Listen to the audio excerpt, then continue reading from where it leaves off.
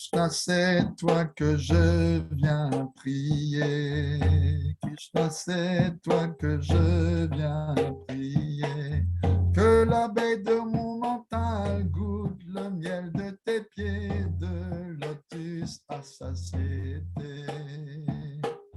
Que l'abeille de mon mental goûte le miel de tes pieds de lotus à satiété.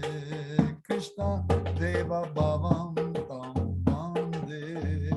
Krishna Deva Bhavam Tam Bande. Mana Samadhukaram Arpaya Nijapada Pankajam Makarande. Mana Samadhukaram Arpaya Nijapada Pankajam Makarande.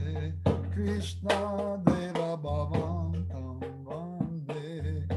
Krishna Deva Bhavam Tam Bande. Yadyapi Samadhi Shuvidirapi Pashyati Natavanakagramadhichi Idamichami Nishamyatavachuta Tadapi Kripabhutavichi Yadyapi Samadhi Shuvidirapi Pashyati Natavanakagramadhichi Idamichami Nishamyatavachuta Tadapi Kripabhutavichi Krishna Deva Bhavam Tam Bande. Krishna Deva Bhavam Tam Bande. Même Brahma ne parvint pas à percevoir l'éclat de tes pieds divins en samadhi. Mais tu es tout puissant, tu peux tout accomplir dans ta clémence qu'on dit infinie. Krishna Deva Bhavam Tam Bande. Krishna Deva Bhavam Tam Bande. Bhaktirudan Shati Yadyapi Madhava Nadvae Mamati Lamati Parameshvarata Tadapita Vadika Durgata Gatana Vidatri Bhaktirudan Shati Yadyapi Madhava Nadvae Mamati Lamatri Parameshvarata Tadapita Vadika Durgata Gatana Vidatri. Et là je n'ai pour toi, ô Seigneur Madhava, pas la plus petite dévotion. Mais tu es tout puissant, tu peux tout accomplir et rendre possible l'impossible. Krishna Deva Bhavam Tam Bande. Krishna Deva Bhavam Tam Bande. Ayamavilo Ayadya Sanatana Kalitad Bhuttara Sabaram Ayamavilo Ayadya Sanatana Kalitad Bhuttara Sabaram Vivasatune Chami Amritanindini Vindana Madhuri Masaram Vivasatune Chami Amritanindini Vindana Madhuri Masara. Nectar coule à tes pieds, laisse-moi y demeurer. Rien ici ne peut s'y comparer. Permets-moi de goûter cette exquise saveur qui est l'essence de toute douceur. Krishna Deva Bhavam Tam Bande. Krishna Deva Bhavam Tam Bande. Mana Samadhukaram Arpaya Nijapada Pankajam Makarande. Mana Samadhukaram Arpaya Nijapada Pankajam Makarande.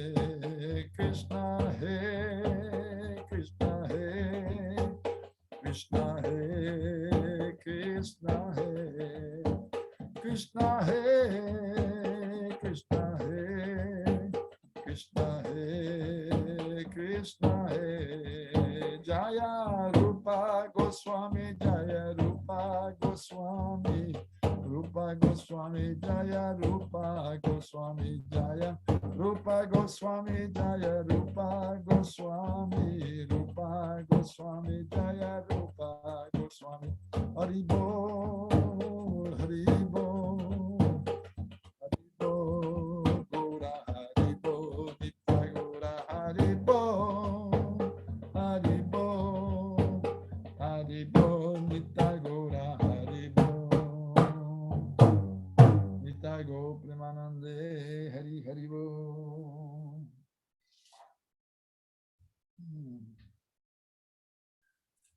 Donc aujourd'hui, on célèbre la disparition de Srivas Pandit, un des 5 membres du Panchatattva. Donc je pense qu'il est approprié de le glorifier.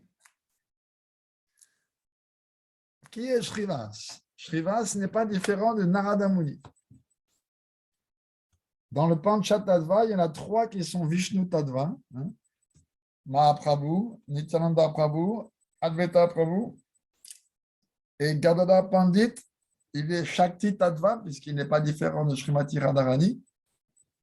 Et Narada Muni, lui, il est venu sous la forme de Srivas. Srivas Thakur, ou Srivas Pandit. Un des compagnons très intimes de Mahaprabhu. Mais le même Narada s'était déjà manifesté sous d'autres formes. On sait que Brahma a tout d'abord eu des fils qui sont nés de son mental, comme Bhrigu Muni, des grands sages comme cela, et les 4 Kumaras. Lorsqu'il a conçu les 4 Kumaras, Brahma leur a ordonné de peupler l'univers, de devenir des Prajapati et de peupler l'univers.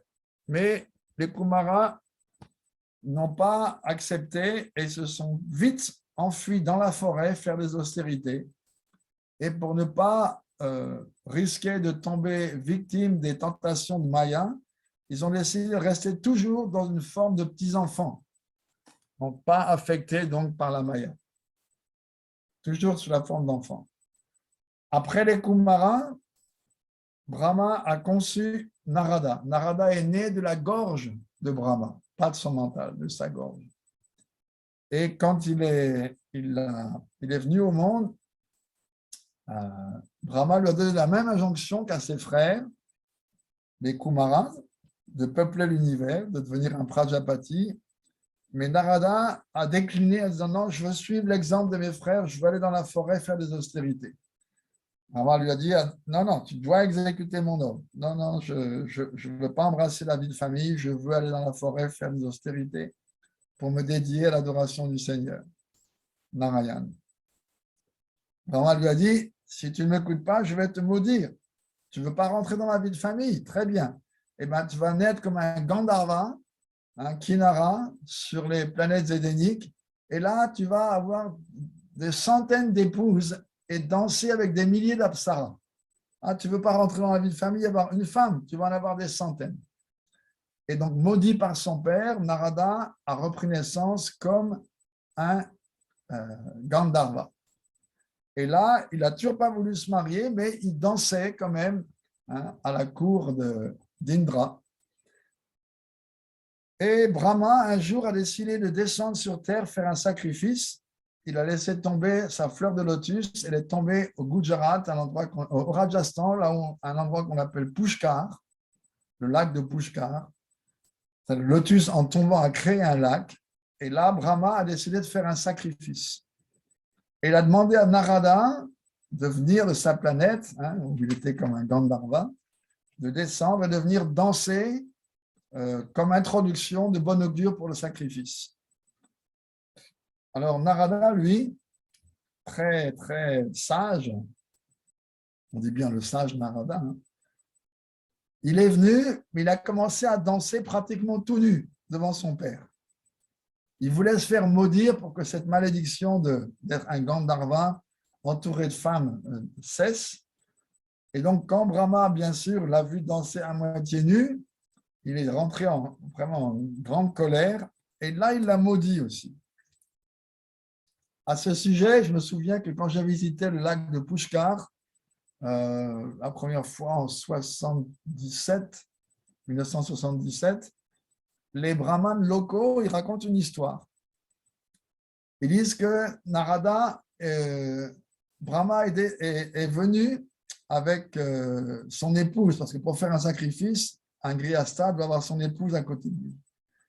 Mais pour ne pas se mêler au peuple, donc Savitri, l'épouse de Brahma, elle s'est posée, lorsqu'ils sont descendus, elle s'est mise sur une petite colline qui surplombe Pushkar. Et le moment de faire le sacrifice s'approchait. Brahma a envoyé Narada, et Narada a dit à Savitri, non, ne vous inquiétez pas, il y a tout le temps qu'il faut. Donc, Narada n'a pas dit la vérité. Du coup, Savitri a continué à se maquiller, etc. Mais le moment astrologique propice venait, et les brahmanes ont dit à Brahma, il faut absolument commencer maintenant, parce que sinon, on dépasse le titi, on ne commence pas à un moment de bon augure. Mais Brahma a dit, mais mon épouse, il dit, écoute, prenez la première femme venue, on va la purifier, vous pouvez l'épouser sur place. Donc, ils ont pris une Gujari, une vachère, une paysanne, et disent que par mantra, ils l'ont fait passer 3 fois par le corps d'une vache, en rentrant par la bouche et en sortant par le derrière. Et Gayatri, donc c'est le nom qu'elle a reçu, Gayatri veut dire 3 fois par la vache. Gaya, c'est la vache, Tri, c'est 3. Donc ça, c'est une légende locale, je me souviens, que les brahmanes m'ont raconté, ça m'a bien fait rigoler à l'époque. Et donc, cette nouvelle épouse, Gayatri, s'est assise à côté de Brahma pour le sacrifice. À ce moment-là, finalement, Savitri est arrivée. Et quand elle a vu cette femme inconnue qui était assise à côté de son époux comme à sa place, elle s'est mise en colère, elle a maudit Brahma de ne pas être adoré à aucun autre endroit sur terre qu'à Pushkar. Et effectivement, le seul temple de Brahma qu'il y a au monde, c'est à ce lac de Pushkar, un petit temple. Et Brahma l'a maudit en retour, mais puisque c'est comme ça, tu vas rester sur cette colline, mais tu devras tous les jours descendre. Et ça prend longtemps. Monter, ça prend longtemps, et descendre encore plus. Tu devras tous les jours descendre, prendre ton bain dans le lac. Et depuis ce jour-là, en fait, il y a une mourti de Savitri qui est là. On dit qu'elle a des millions d'années, c'est ce que je me suis laissé dire par les pandits.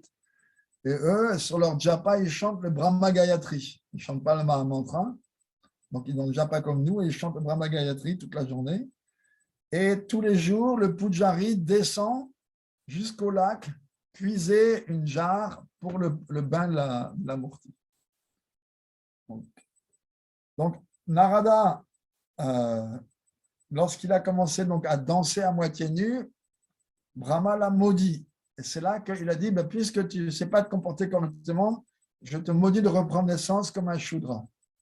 Et c'est cette histoire, en fait, que Narada raconte à Vyasadeva dans le premier chant du Bhagavatam, en lui citant l'exemple de sa vie, en disant qu'il était né comme le fils d'une servante.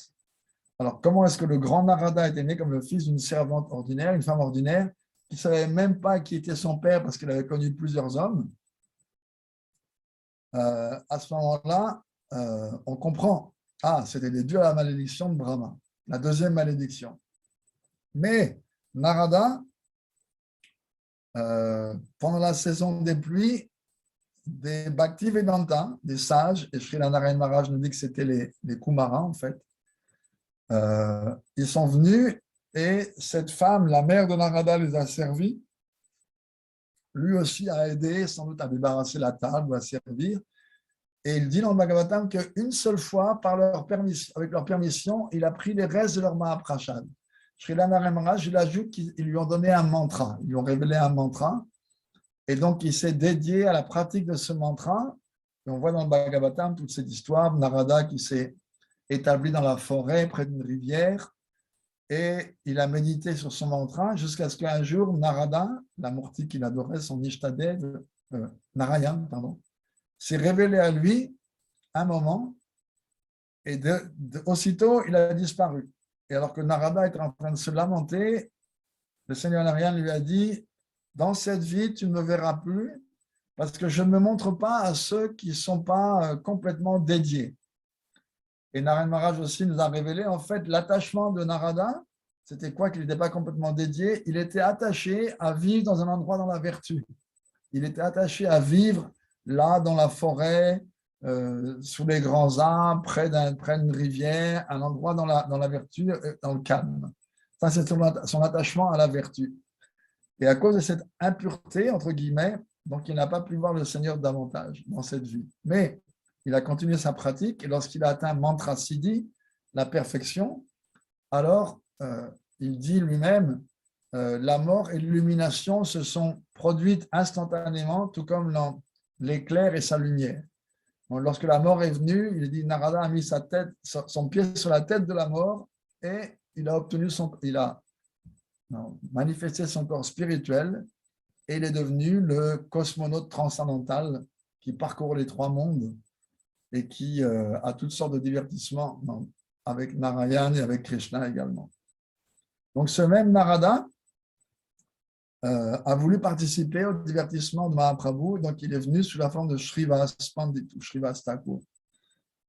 Il avait sa maison pas très loin de Mahaprabhu, parce que si on va à Mayapur, il y a le Yoga Pit et à quelques centaines de mètres à peine, il y a le Shrivas Sangam, la maison de Shrivas Thakur, où Mahaprabhu avait ses kirtans nocturnes. C'est clair jusqu'à maintenant? Il n'y a pas de questions jusqu'à maintenant? Donc, Shrivas, c'est Narada. Et Shrivas, il avait 4 frères. Un frère aîné et 3 frères plus jeunes. Et un de ses frères plus jeunes, c'était Parvata Muni. Narada, il voyage des fois avec un autre sadhu, Parvata Muni. Et ce Parvata Muni, il a pris la forme donc de son jeune frère, son frère cadet Ramay.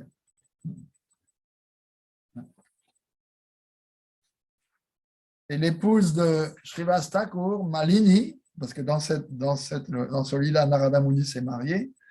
Donc, son épouse Malini, dans la lila de Krishna, elle était Ambika, une nourrice de Krishna. Donc, Mahaprabhu est apparu avec ses compagnons, donc le Panchatattva. Et dans le Panchatattva, on dit que c'est Krishna sous 5 formes différentes. Non, on récite le mantra, non. Panchatattvam Takam Krishna, Bhaktarupa Svarupakam, Bhaktavataram Bhaktakyam, Namami Bhakta Shaktikam. Donc, chacun a adopté une humeur dévotionnelle différente. Mahaprabhu, lui, il a décidé de se manifester sous la forme d'un dévot, Bhaktarupa.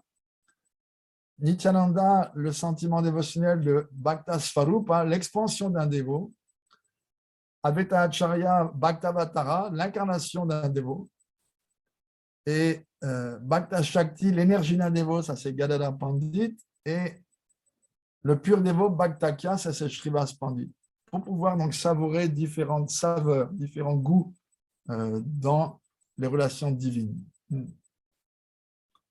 Donc, dans l'énergie dévotionnelle, Bhakta Shakti, donc Gadadhar Pandit, et Shrivas, le pur Bhakta, ils sont classifiés comme les énergies du Vishnu Tattva, mais ils sont aussi considérés non différentes à cause de leur relation de dépendance les uns avec les autres. Donc, les autres énergies dévotionnelles, donc c'est Gadadhar Pandit, Swarup Damodar et Ramananda Roy. C'est-à-dire Gadadhar Pandit, c'est Radharani elle-même, Swarup Damodar, c'est Lalita Saki, et Ramananda Roy, c'est Vishaka Saki, dans leur forme dans Krishna Lila.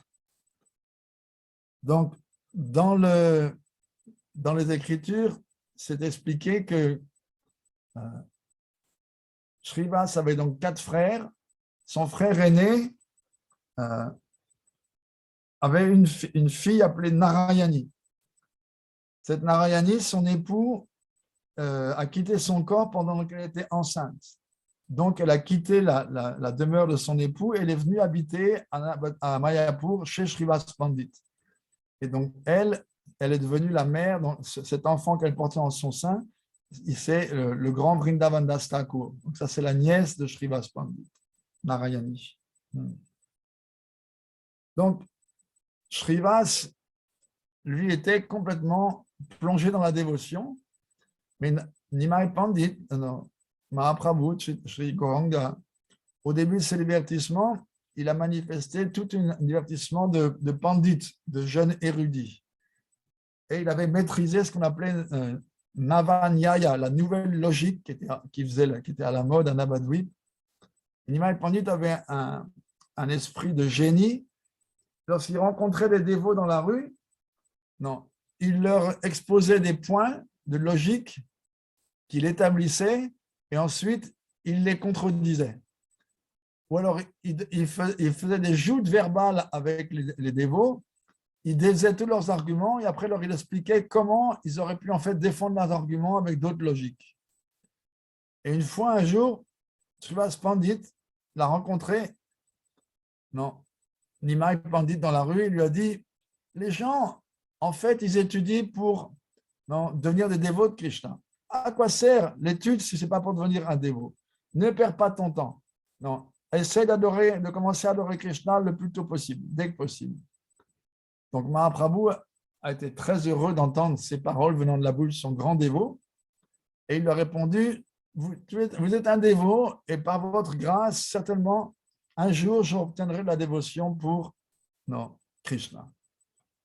Donc, ce qui est curieux, c'est que bien que ces dévots étaient tous très attirés par Nimai Pandit, à cause de l'influence de Yogamaya, l'énergie divine, la Lila Shakti, l'énergie de divertissement qui facilite le divertissement du Seigneur, aucun d'entre eux ne pouvait reconnaître qu'en fait, il était la divinité qu'ils adoraient. Ils le voyaient, mais ils ne comprenaient pas que c'était leur déité. Donc après, quand Nimai est revenu de Gaya, après avoir été offrir Pinda, des oblations pour son père Jagannath Mishra qui avait quitté ce monde, lorsqu'il était là-bas, il a rencontré Ishvarapuri qui est devenu son maître spirituel, de qui il a reçu l'initiation. Et quand il est parti, c'était Nimai, le pandit, fier, etc. Quand il est revenu, c'était plus le même. Maintenant, il était Bhavuk Nimai. Nimai, toujours dans Bhav, toujours en extase. Il est devenu très humble, il servait les dévots, il prenait le linge des dévots, il le lavait lui-même, et il ne parlait plus que de Krishna. Il était devenu complètement intoxiqué d'amour divin. Et en voyant ça, sa mère, Sachimata, en voyant tous ces symptômes d'extase, elle avait très peur en pensant « Ah, mon fils est devenu fou ». Donc, elle avait demandé conseil auprès des médecins et un Kaviraj avait prescrit des bains dans ce qu'on appelle le Vishnu oil, l'huile de Vishnu. Donc, ils avaient construit une espèce de baignoire pour Mahaprabhu, de récipient, et rempli d'huile. Mahaprabhu était donc dans ce bain, allongé à se soigner, donc à prendre ce bain. Et Srivas est venu, et quand Srivas est venu,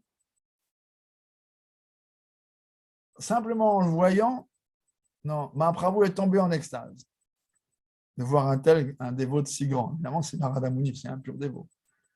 Donc, quand il est revenu à lui, il lui a dit « Tout le monde pense que je suis devenu fou. Ils disent que mes humeurs, les trois humeurs, Vata, Pitta et Kapha dans l'Ayurveda, mes humeurs sont dérangées. Et vous, qu'est-ce que vous en dites? Qu'est-ce que vous pensez qui m'est arrivé ?» Alors, Srivas a ri en disant « Si vos humeurs sont dérangées, eh ben, moi, je veux aussi un peu de la même maladie.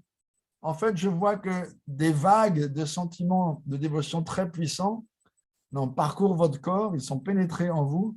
Ça veut dire que certainement Krishna vous a montré sa miséricorde. » Et Mahaprabhu aussitôt a étreint Srivas en lui disant « Si toi aussi tu avais dit que j'étais fou, que tu étais devenu fou, je me serais jeté dans le Gange pour mettre un terme à ma vie. » Donc, quand Mahaprabhu a commencé ses kirtans nocturnes chez lui et également chez Shrivas. Alors, les gens du village, les gens du quartier plutôt, la plupart c'était des pachandis, des athées, des adorateurs de Kali ou de Durga.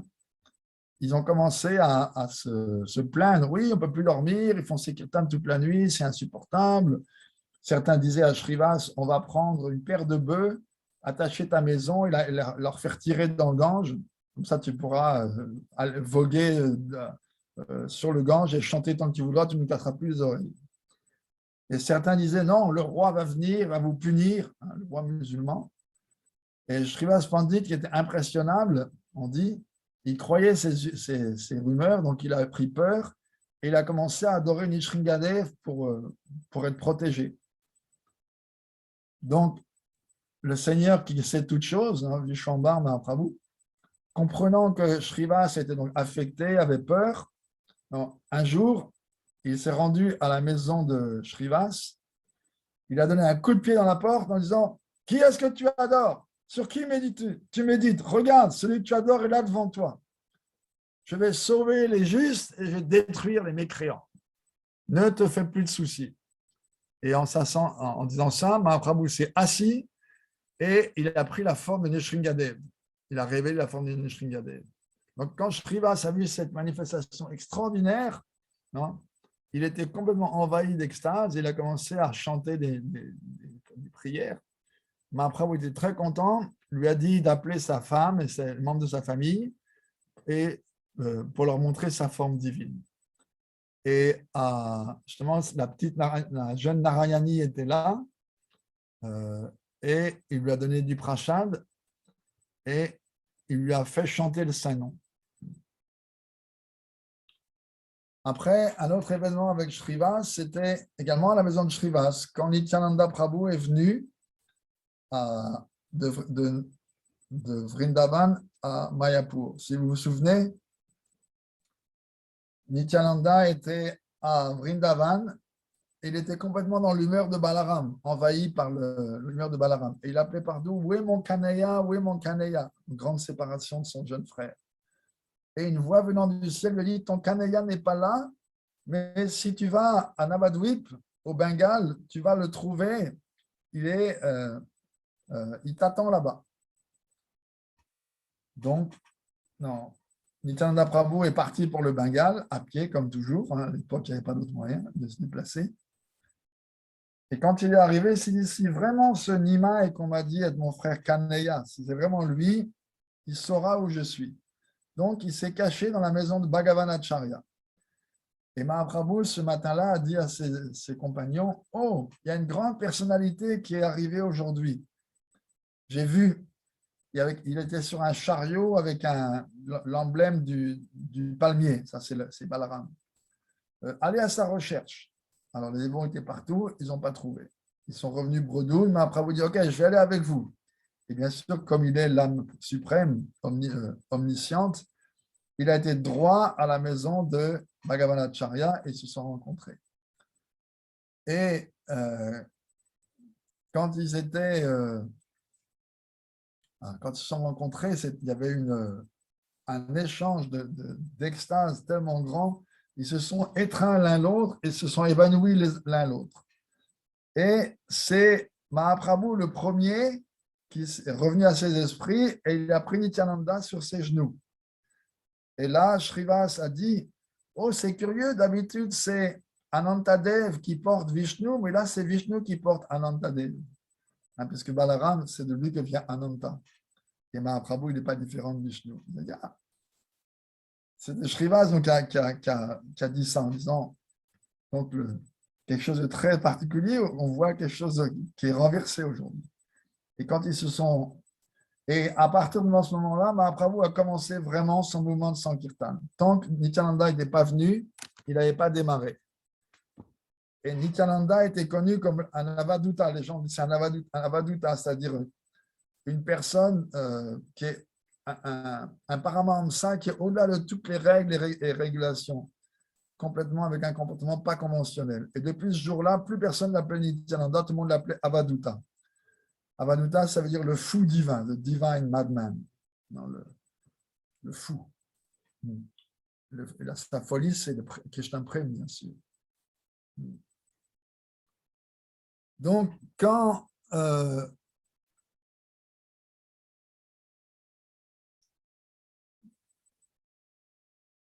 pour révéler également les gloires de Nityananda à ses compagnons, quand ils se sont rencontrés la première fois, il a demandé donc à Shrivas de réciter un verset du Bhagavatam qui décrit justement Krishna. C'est un des plus beaux versets. Il y a 3 versets fameux du Bhagavatam qui décrivent la beauté de Krishna. Barapilam Natavaravapu Karnayo Karnikaram, celui-là. Krishna, dont les gloires sont chantées dans le monde entier par les pâtres, est habillé comme un danseur sur une scène, avec une plume de pan qui décore son chignon, des fleurs carnicara derrière ses oreilles, un vêtement jaune qui orne son corps et une guirlande autour du cou. Habillé ainsi, il a pénétré dans la forêt de Vrindavan, le jardin de plaisir, de ce divertissement qui est marqué par les empreintes de ses pieds pareils au lotus, et remplissant les trous de sa flûte avec le nectar de ses lèvres. Et dès que Nityananda a entendu ce verset, il est retombé en extase, et les 8 symptômes d'extase sont apparus sur son corps. Et Vishwambara, donc là, étreint à nouveau. Donc, un peu plus tard, si vous vous souvenez, c'était le jour de Vyasa Puja. Donc, Mahaprabhu a indiqué qu'il voulait que Nityananda Prabhu fasse le Vyasa Puja pour Vyasadeva. Donc, il fallait faire toutes les préparations à la maison de Shrivas. Et c'était donc Shrivas Pandit qui était le maître de cérémonie, l'acharya, pour faire le puja. Donc, après avoir fait le puja, il a mis une guirlande dans les mains de Nityananda pour l'offrir à Vyasadeva. Il lui a donné la priorité, le respect. Mais Nityananda Prabhu, il hésitait, il regardait autour de lui, et quand Mahaprabhu est arrivé, au lieu d'offrir la guirlande à Vyasadeva, il a mis autour du cou de Mahaprabhu. Mahaprabhu aussitôt lui a montré une vision de lui-même avec 6 bras. Et il a demandé à Shrivas du prashad, et Mahaprabhu lui-même a distribué prashad à tout le monde. Ça, c'était donc chez Shrivas.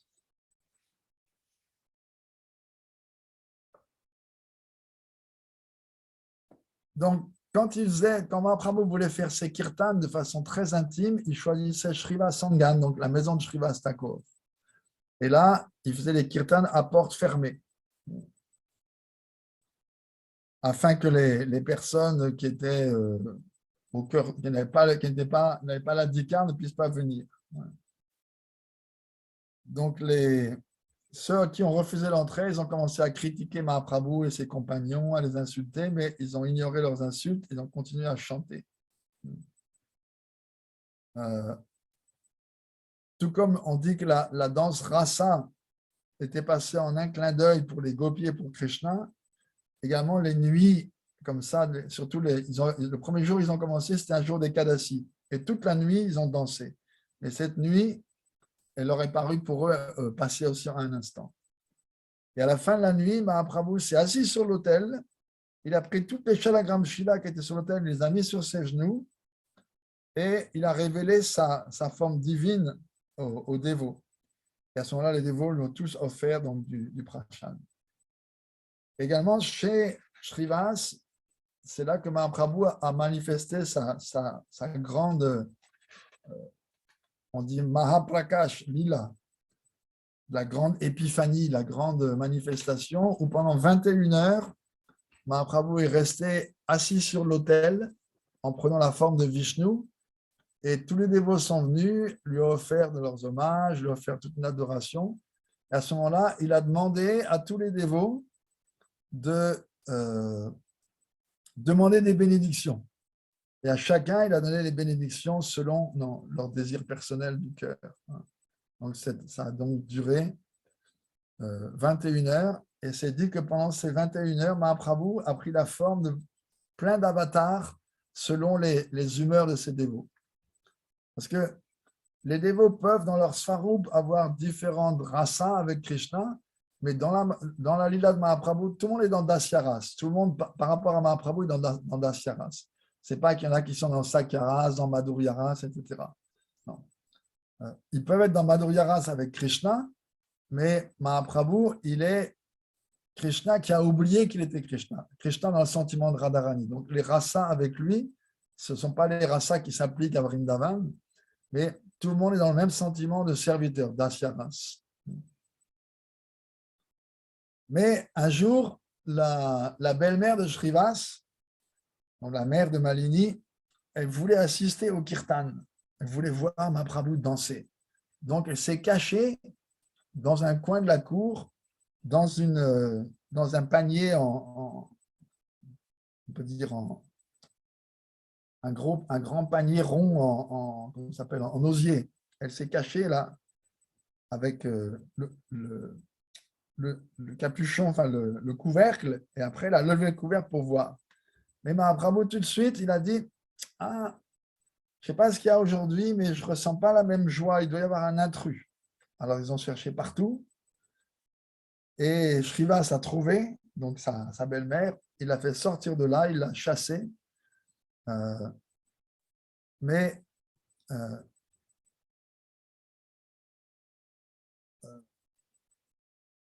elle a quand même demandé à... Ah non, est-ce que c'est... Non, c'est un autre divertissement.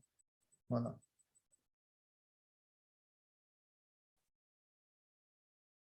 Une autre occasion, il y avait un brahmachari qui était très austère, qui ne buvait que du lait. Donc, il a demandé à Shrivas, j'aimerais bien voir le divertissement que Mahaprabhu a dans ta maison. Je suis brahmachari, jamais touché à une femme, je ne bois que du lait, je vis de façon très austère. Il avait un peu une certaine fierté de ça. Mais Shrivas, par miséricorde, l'a accepté. Donc, il s'est caché quelque part dans la maison. Et Mahaprabhu, la même chose, a dit, je ne ressens pas, j'arrive pas, il y a quelque chose qui ne va pas là. Je ne sens pas le même plaisir, il doit y avoir un intrus. Alors Shrivas a eu peur, il dit, oui, c'est moi qui l'ai laissé rentrer, c'est un brahmachari, il boit que du lait, il est très austère. Il a demandé s'il pouvait vous regarder danser et je lui ai permis. Il était tellement désireux et je savais qu'il était austère, donc finalement je l'ai laissé rentrer. Mahaprabhu s'est mis en colère en disant, non, on ne peut pas atteindre la dévotion à Krishna sans s'abandonner à lui. Certainement pas juste en buvant du lait et en étant fier de son austérité. Fais-le partir. Alors le brahman, ayant peur de cette humeur très intense de Mahaprabhu, est parti, mais il a demandé quand même, est-ce que je peux quand même juste avoir un coup d'œil et voir le Seigneur? Alors à ce moment-là, le Seigneur, son cœur a fondu et il a appelé près de lui, il a mis ses pieds par lotus sur sa tête en lui disant, ne fais pas un show de ton austérité, hein, par orgueil. Un jour, Mahaprabhu ils ont fait une pièce de théâtre à Mayapur dans la maison de Chandrasekhar, pas de Shrivas. Et Shrivas, lui, jouait le rôle de Narada Muni, qui est son rôle éternel puisqu'il est Narada Muni. Advaita Acharya a pris le rôle d'un clown, un bouffon, un Vidusaka. Haridas Thakur a joué un agent de police. Mahaprabhu, lui, il a joué d'abord Rukmini, l'épouse de Krishna, et après Durga, la déesse originelle. Et Nityananda Prabhu jouait le rôle d'une vieille femme. Et après, à nouveau, le Seigneur s'est assis sur l'autel dans l'humeur de Lakshmi, et après, il a pris l'humeur de la mère de l'univers, et là, plein d'affection pour ses dévots, il leur a donné le sein à téter, quand il a pris cette forme de la mère universelle.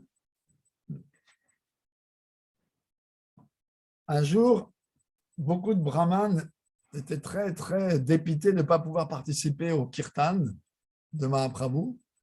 Et donc, un d'entre eux, un brahmane appelé Gopal Chapal, il a décidé de ruiner la réputation de Shrivas. Donc, il a placé un matin les articles de puja avec lesquels on adore Kali. Donc, il y avait de la viande, il y avait de l'alcool, des fleurs d'hibiscus rouges, hein, les javapoul, et la pluie de sandales rouges. Et lorsque Shrivas le matin a vu le plateau d'Arti comme ça, tout de suite il a compris, ah, c'est pour ruiner ma réputation. Puis dans son humilité, il a appelé tout le monde, regardez, regardez, je suis un Shakta. Je pose pour ce que je ne suis pas, mais en fait, j'ai adoré la déesse toute la nuit. Et ses voisins qui savaient très bien que ce n'était pas vrai, ils ont vite nettoyé l'endroit, ils se sont excusés au nom du Brahman. Mais résultat de l'offense, ce Gopal Chapal, il a été affligé par la lèpre. Il a commencé à avoir le corps dévoré par la lèpre. Et un jour, quand Mahaprabhu revenait du Gange après avoir pris son bain, Gopal Chapal est tombé à ses pieds et il a prié, s'il vous plaît, libérez-moi de cette malédiction, de cette lèpre. Mahaprabhu s'est mis en colère, on lui répond, non, pécheur, ennemi des dévots, je ne te sauverai pas, tu seras dévoré par les vers pendant 1 million de naissances dans l'enfer appelé Rorava, puisque tu as ruiné la réputation de Shrivas en le faisant passer pour un Shakta, un adorateur de Kali. Mais donc cette fois-là, donc il a refusé. Bien plus tard, quand Mahaprabhu a pris sannyas, il est venu à Kulia. Kulia, c'est la partie de Navadvip qui s'appelle Koladwip aujourd'hui, où Srila Maharaj il a un temple et Narayan Maharaj aussi a un grand temple. Et à Kulia, il y a Aparat Byanjanpat, le lieu où toutes les offenses sont pardonnées. Donc, le même Gopal Chapal a approché à nouveau Mahaprabhu, il était toujours dévoré par la lèpre, et à nouveau, il s'est approché de lui, et cette fois Mahaprabhu, son cœur a fondu de compassion, il lui a dit, va demander pardon de ton offense à Shrivas Pandit. Hein, comme on dit, si une épine rentre dans le pied, elle doit sortir par le pied, pas par l'épaule. Ou aussi on dit, si on trébuche en marchant, la même terre qui nous fait trébucher, c'est elle qui nous retient. Donc il lui a dit, l'offense que tu as faite, c'était au pied de Shrivas, donc c'est lui que tu dois aller voir. Donc il a été voir Shrivas, Shrivas par miséricorde lui a pardonné, et tout de suite, le pardon a levé la malédiction et sa lèpre a disparu.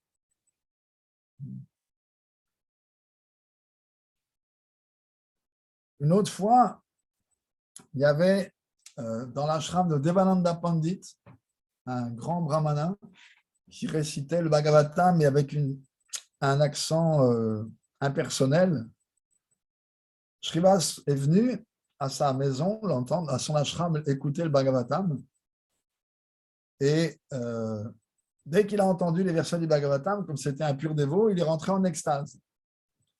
Et il est tombé par terre, et il a commencé à rouler par terre en pleurant, etc. Les poils se hérissaient et tout. Et donc, les disciples de Devananda Pandit, qui étaient des pachandis, des athées, donc pas des impersonnalistes, pas des dévots, ils ont pensé, ah, qu'est-ce qu'il vient faire celui-là, ce Vaishnav qui vient déranger notre maître et déranger le programme. Donc, ils l'ont forcé, ils l'ont pris par les mains et par les pieds et ils l'ont amené dehors et ils l'ont posé dehors. Et Devananda n'a rien fait pour les en empêcher. Donc, il est devenu un offenseur au pied d'un Vaishnav, un pur Vaishnav, Srivas Pandit. Et plus tard, quand Devananda est venu voir Mahaprabhu, Mahaprabhu l'a châtié. Non, tu es un offenseur. Tu as laissé tes disciples offenser Srivas, mon pur dévot. Plus tard, Devananda Pandit, il a eu la bonne fortune de rencontrer Vakreshwar Pandit, un grand dévot de Mahaprabhu, qui lui a enseigné en fait que Mahaprabhu n'était pas différent de Krishna. Donc Devananda, désolé de son offense, il a approché Mahaprabhu et il a reçu sa miséricorde.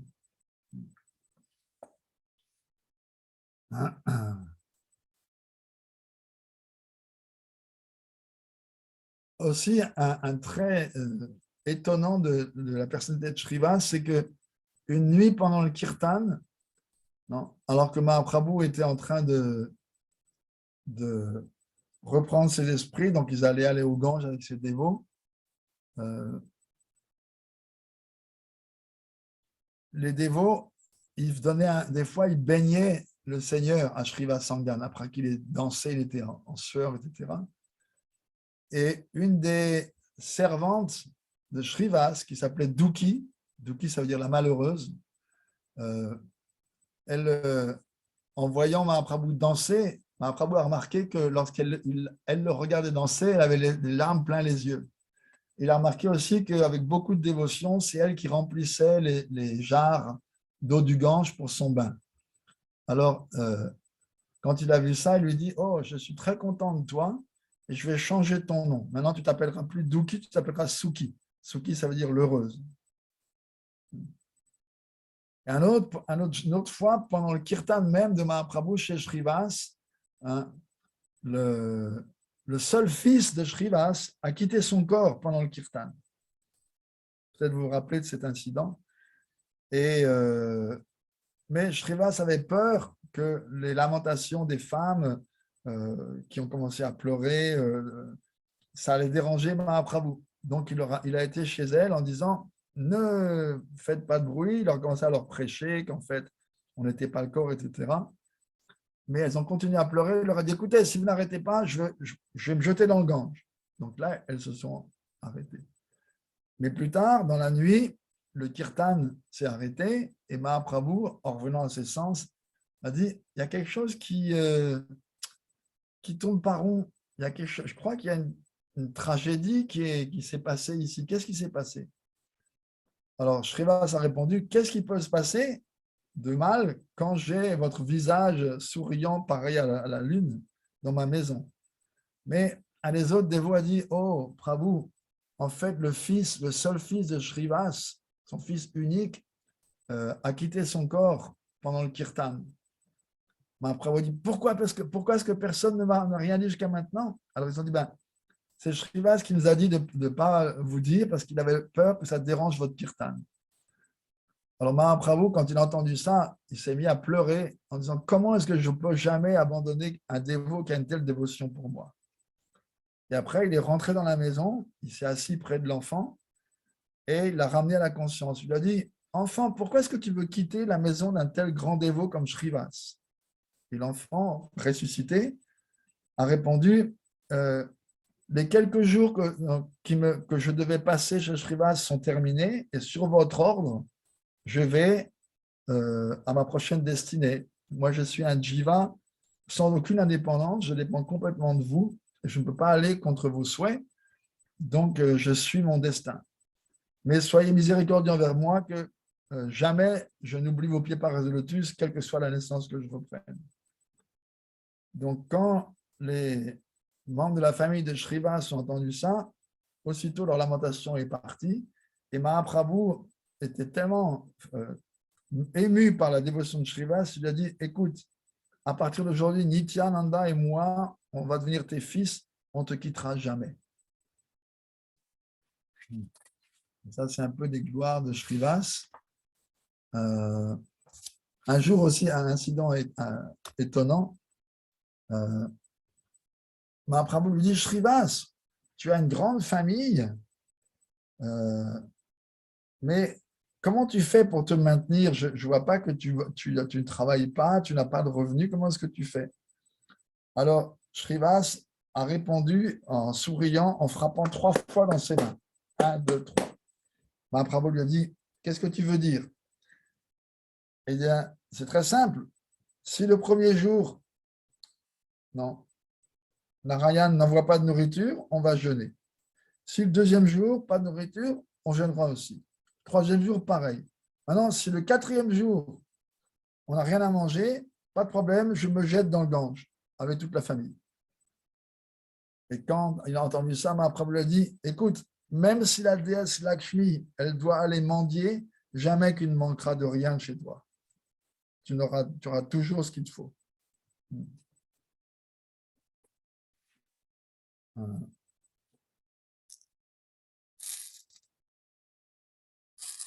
Alors, Mahaprabhu, quand il a pris sannyas, les dévots allaient de Navadvip, ils allaient tous les ans le voir à Puri, ils faisaient tout le voyage.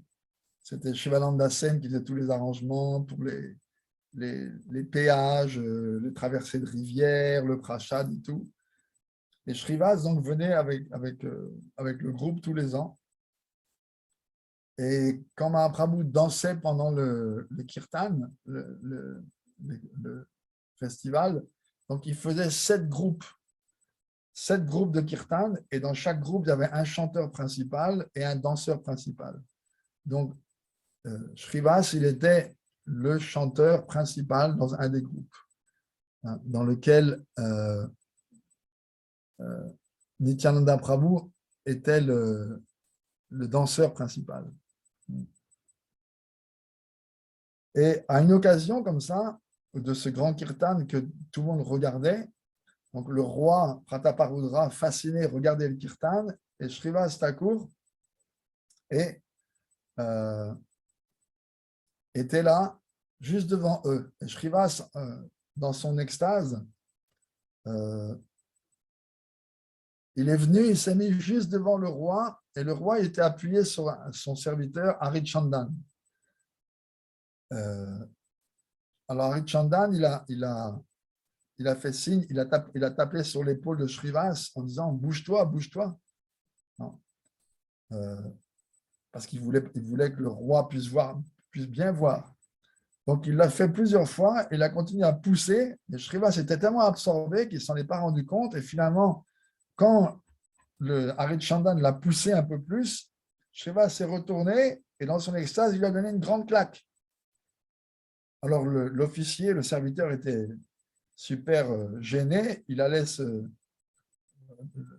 le frapper aussi, mais tout de suite, le roi l'a arrêté en disant « Non, tu es tellement fortuné d'avoir été touché par la main d'un dévot tel que Srivas. » Donc, ça, c'est quelques-unes des gloires de Srivas Thakur. Et on invoque son nom chaque fois qu'on récite le mantra du Panchatattva. Jai Shri Krishna Chaitanya Prabhu Nityananda Shri Advaita Gadadhar Srivas Adi Gaur Bhakta-vrinda. Srivas Adi Gaur. Srivas est à la tête c'est-à-dire, gloire à Mahaprabhu, à Nityananda, à Advaita Acharya, Gadadhar, et à tous les dévots de Mahaprabhu avec Srivas à leur tête, Srivas Adi. Ça veut dire à la tête desquels, tous les dévots à la tête desquels est Srivas. D'accord. Il est considéré donc le dévot le plus important dans le groupe des dévots de Mahaprabhu, en dehors bien sûr de Gadadhar et les membres du Saru Damodar et Ramananda Roy qui sont, comme on disait tout à l'heure, la litanie du Shaka.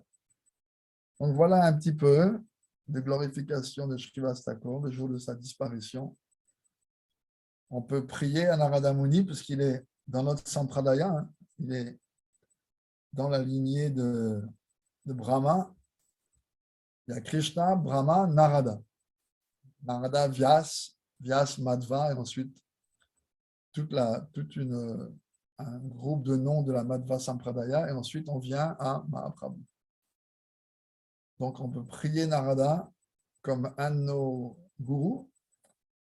Dans Srila Narayan Maharaj, je pense que c'est Trivikram Maharaj, un frère en Dieu de Narayan Maharaj, qui disait notre relation avec notre gourou, ce n'est pas juste avec notre gourou.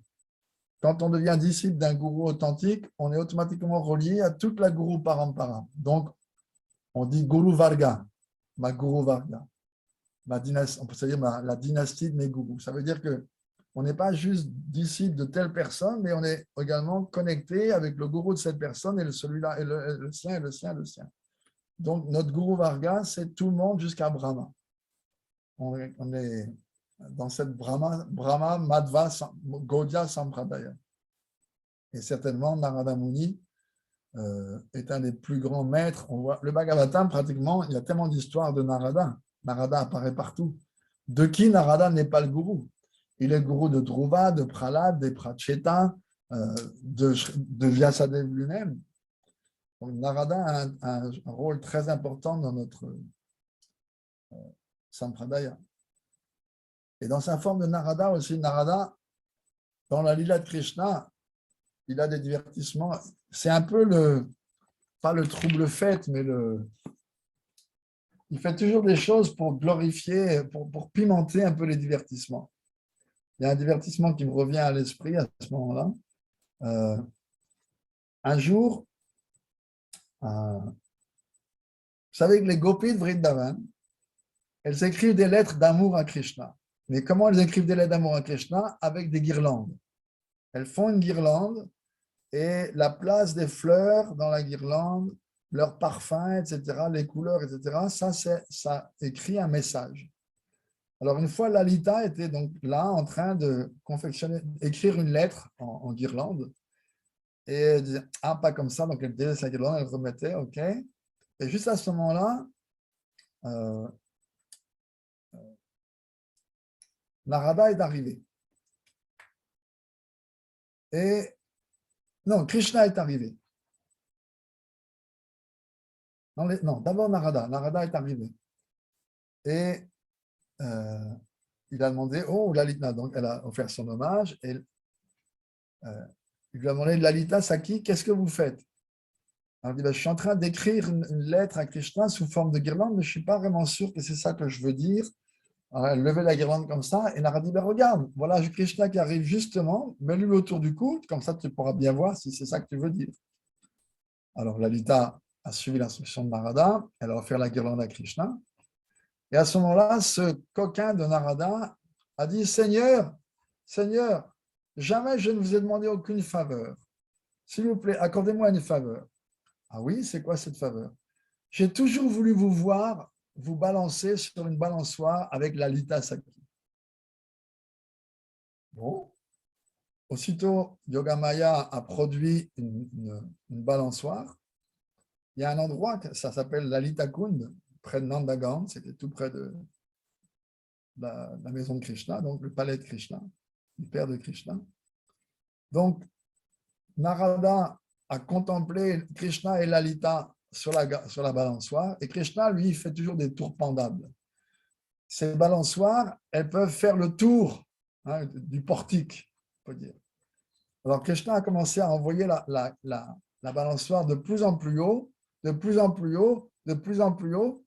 Et Lalita a dit, vous n'allez pas faire le tour? Il dit, mais oui, bien sûr que si. Et Krishna, il a fait le tour. Et Lalita s'est accrochée autour du cou de Krishna, de peur. Et Narada Muni a dit, oh Seigneur, merci de votre miséricorde. Et il est parti.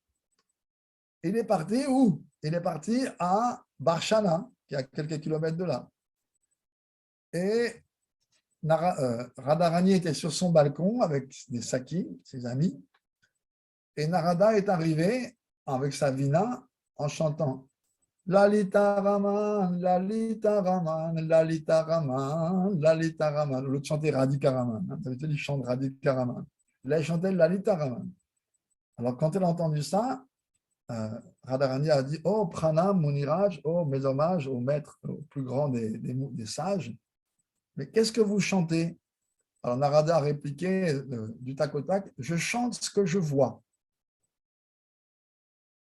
Donc, Radhika a compris que sa meilleure amie, Lalita, était en train d'avoir une affaire avec Krishna.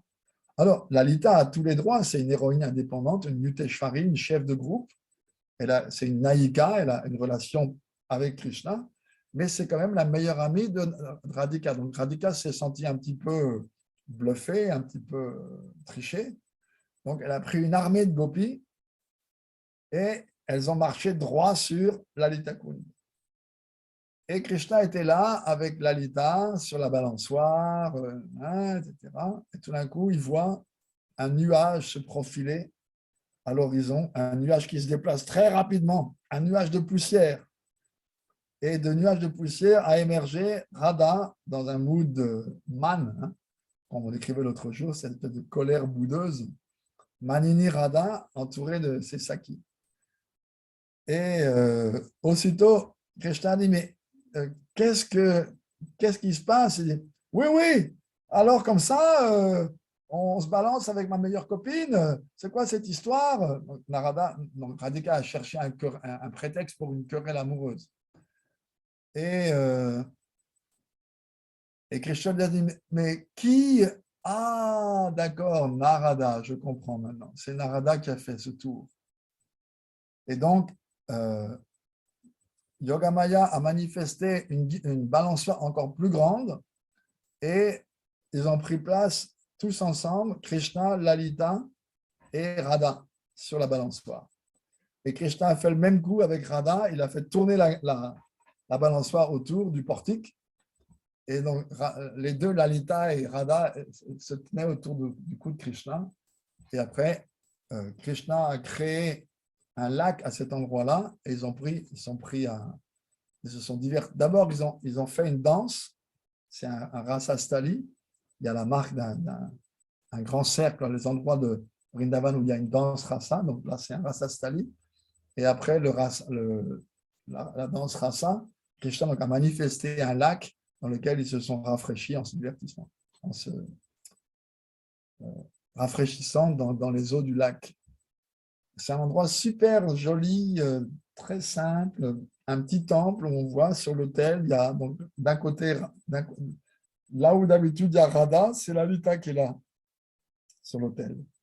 Il y a Radha d'un côté, Lalita de l'autre. Mais Lalita est à la place traditionnelle de Radha.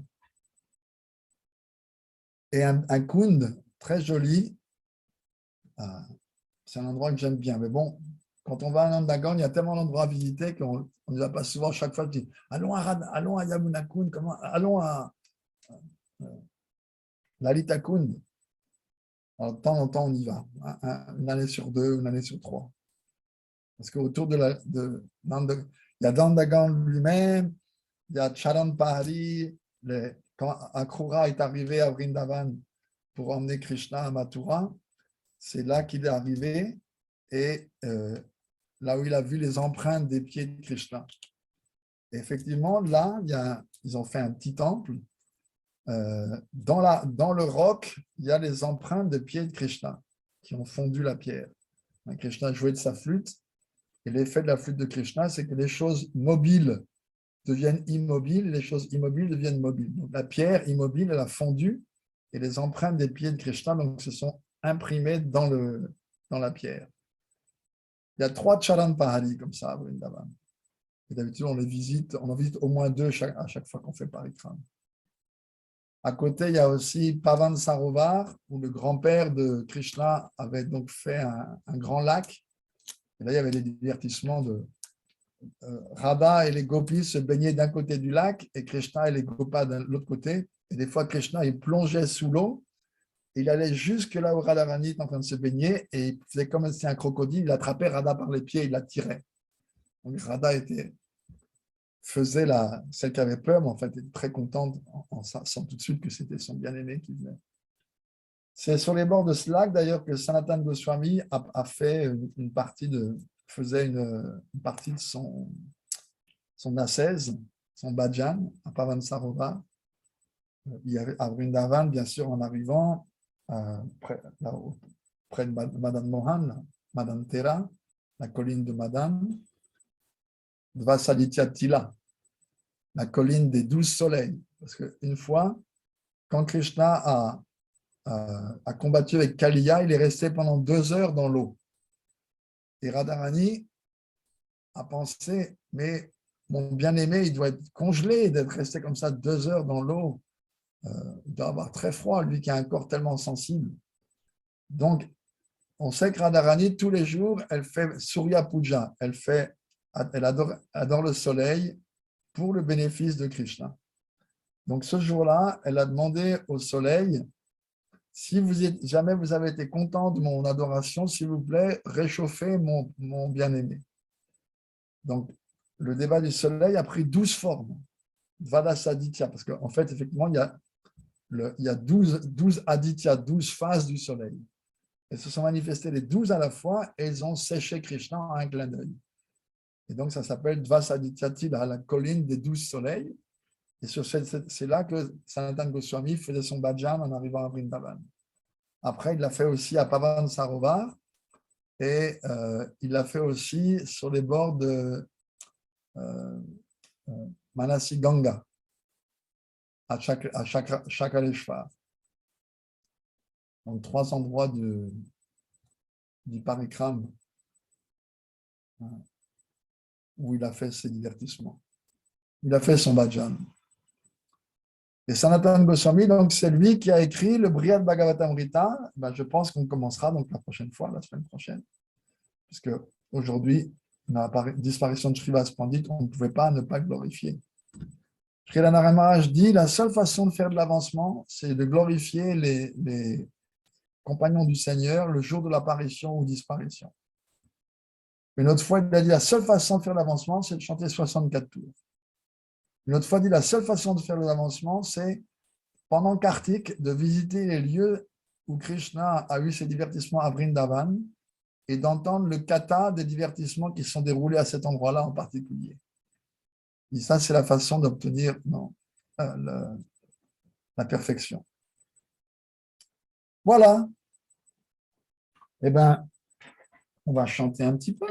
J'aurais une question. Une question? Tu oses? Oui, j'aurais une question. Ça concerne Srivas Pandit. Est-ce que dans les divertissements de Mahaprabhu, la malédiction, elle a continué parce que Srivas Pandit, il a été marié? Mais La malédiction de Brahma envers Narada. non, elle n'a pas continué. Non. Il a accepté volontairement parce que les âmes libérées, en fait, ils n'ont aucune limite. Et Narada, quand il ne voulait pas se marier, c'est pour donner un exemple qu'il faut se dédier complètement au bhajan. C'était pas, il n'a rien contre les femmes ou le mariage.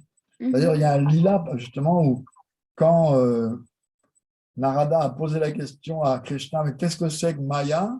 Krishna lui dit, attends, je vais te répondre, mais d'abord, va me chercher de l'eau à la rivière. Vous connaissez l'histoire peut-être. Et quand Narada va à la rivière, il voit une charmante jeune femme qui est là, en train de puiser de l'eau. Et puisque Krishna il a demandé à Krishna il voulait savoir ce que c'était Maya, Krishna lui a montré Maya, mais sans lui faire comprendre que c'était Maya. Donc Krishna l'a mis dans Maya. Bon, c'est un divertissement, bien sûr, pour nous enseigner, c'est un lila. Quoi. Donc Narada a vu cette jeune femme, il a été complètement charmé par elle et il l'a suivie chez elle.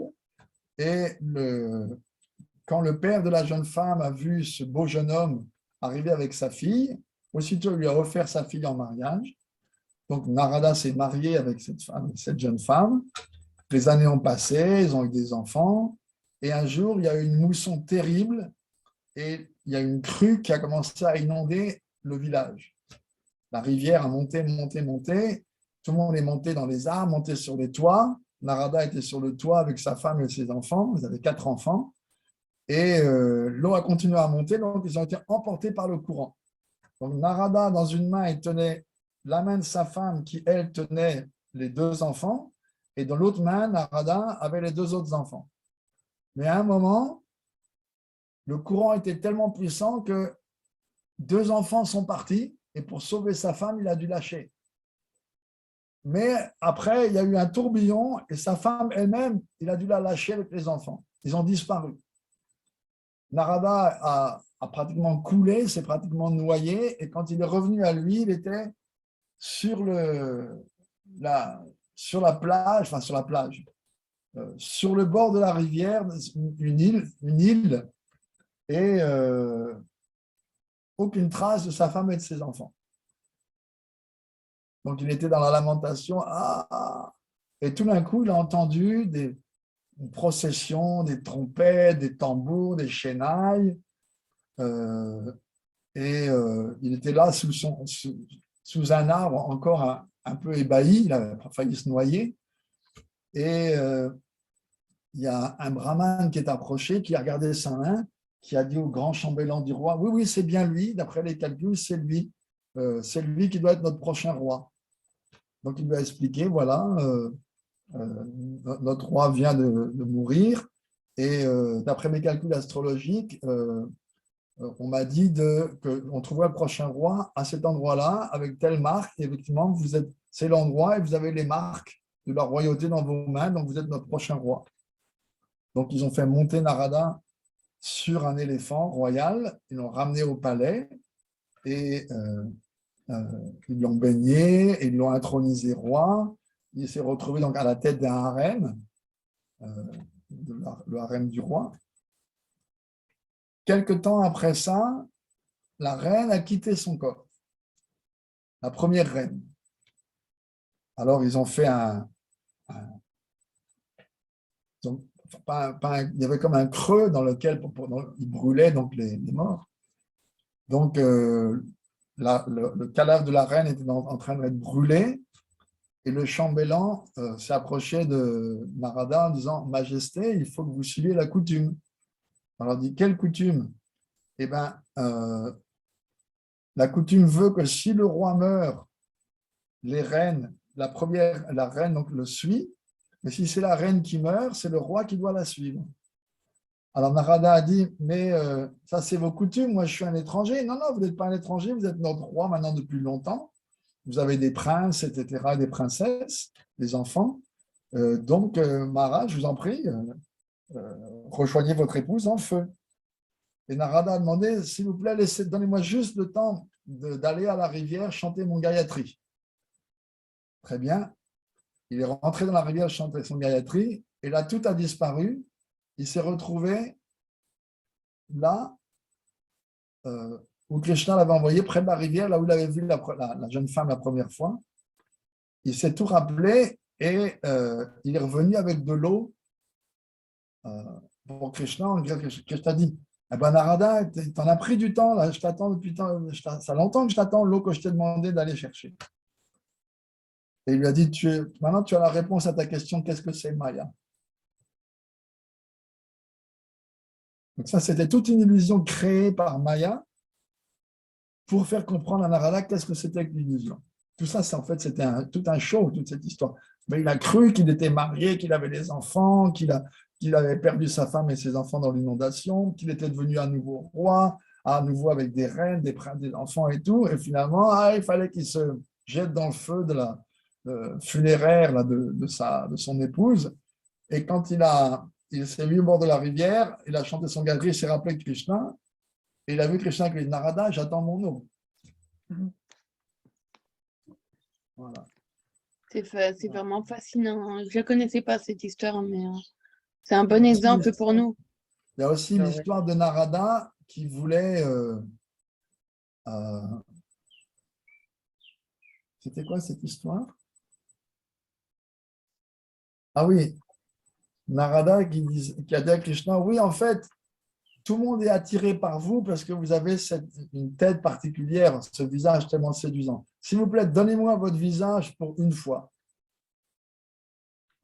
Alors, Krishna lui a donné la bénédiction.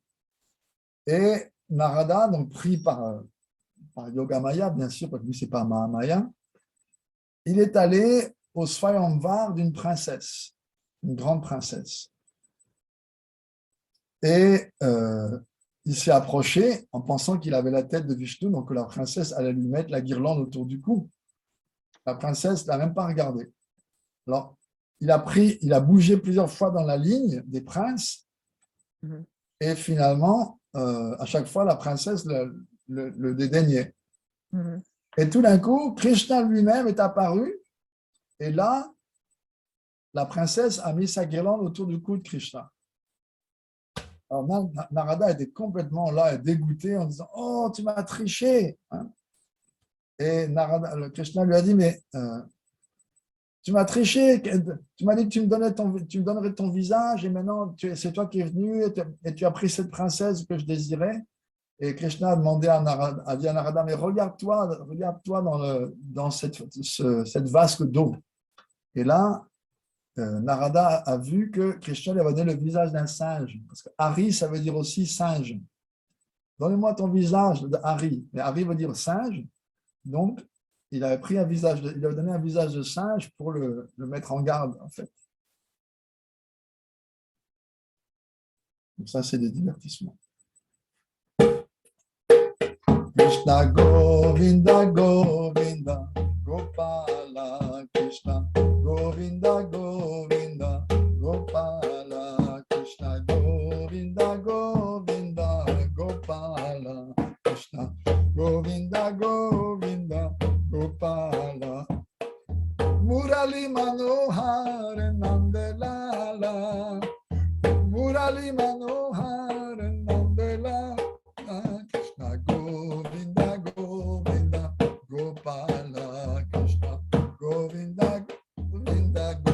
Gopala, Krishna Govinda, Krishna Gopala, Krishna Govinda, Krishna Gopala,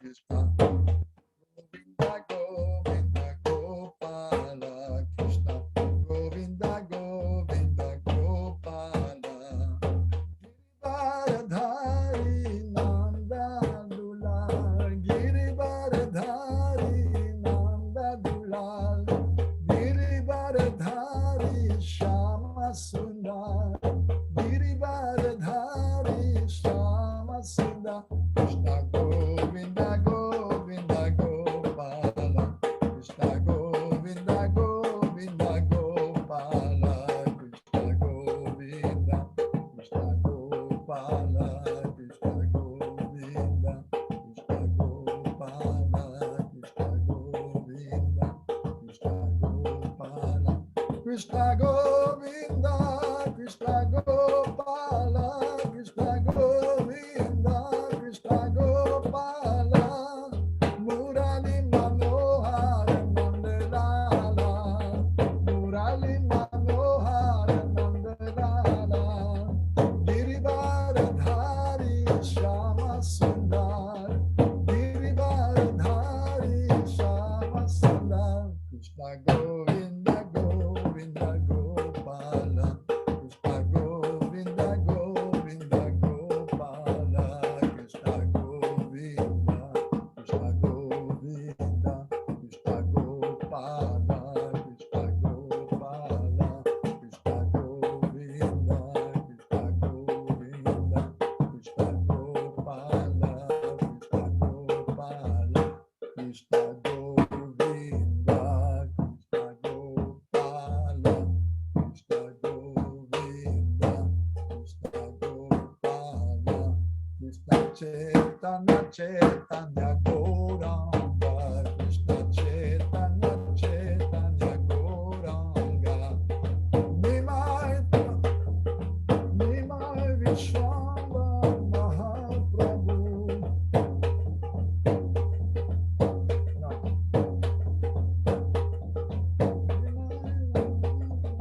Nimai Mahaprabhu Vishwambar, Nimai Mahaprabhu Vishwambar, Krishna Chaitanya, Chaitanya Gauranga, Krishna Chaitanya, Chaitanya Gauranga, Chaitanya, Krishna Gauranga, Krishna Chaitanya, Krishna Gauranga, Krishna Chaitanya, Krishna Gauranga, Krishna Chaitanya, Krishna Gauranga, Nimai Sachi Sutta Vishwambar, Nimai Sachi Sutta Vishwambar, Krishna Govinda, Govinda Gopala, Krishna Chaitanya, Chaitanya Gauranga, Krishna Chaitanya, Krishna Gauranga, Krishna Chaitanya,